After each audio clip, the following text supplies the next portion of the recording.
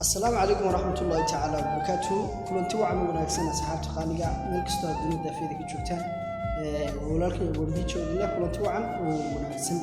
هي برنامج كامي هير كفنكا يو مسرح في الصوماليات ولي هاتن الناس الصعود قيد السد حد ما أنت بتقولنا للصعود وناكسنا أصحابي وحنا ما أنت برنينا هدي الله ودلو قلاده بلو قرامي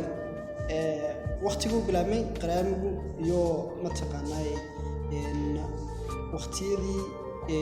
ugu waaweynaa qaraamiga la bilaabay ayaan barnaamij maanta qaraamigu wuxuu ku bilowday hab fadhi wadaag ah taasoo ahayd in dhalinyaro badani intay is-urursadaan yagleeli jireen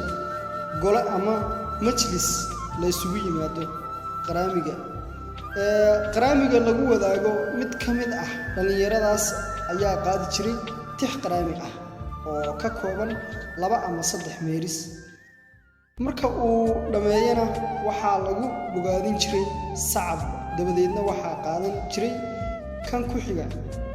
oo isna sidaas u sii gudbin jiray habkaas oo lagu magacaabi jiray hab subcis waxaana badanaaba lagu tilmaami jiray in sacab iyo jiib ayaa lagu tilmaami jiray okay baldheeho miraha soo socda oo kamid ah kuwii lagu qaadi jiray xilliyo kala duwan kuwaas oo ku beegnaa marxaladihii kala duwanaa ee fanku soo maray waa erayadii ama mataqaanaa heesii lagu qaadi jiray waqtiyadaas si koox ah lambarka waxay leedahay qalbigayga ina jaamac baa qaaday waa hore ma la qoray wuxuu bahay qurux ka soo saaray ahya qaraami walay jawharad aan shalay arko aqal ka soo jeedaalintan eeg is-iri sooma jabi gaarin ahya qaraami muhibbada talaabada markay midigta qaadayso ma malaa'ig baa ruuxu waa muunad gooni ah ahya qaraami adduunyo ninku ogi ilkuuma dabtee ayaan banimaad amaasiisa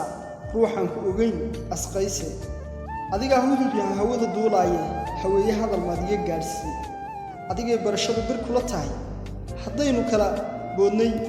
balo male adiga barashadu bir kula tahay hadaynu kala boodno balo male aad iyo aad u maasidina asxaabta qaybta saddexaadna saasay nagu dhantahay insha Allah waxa aan sugnaaba aan ku kulmi doonaa waa qaybta afraad iyo bari adii lahayn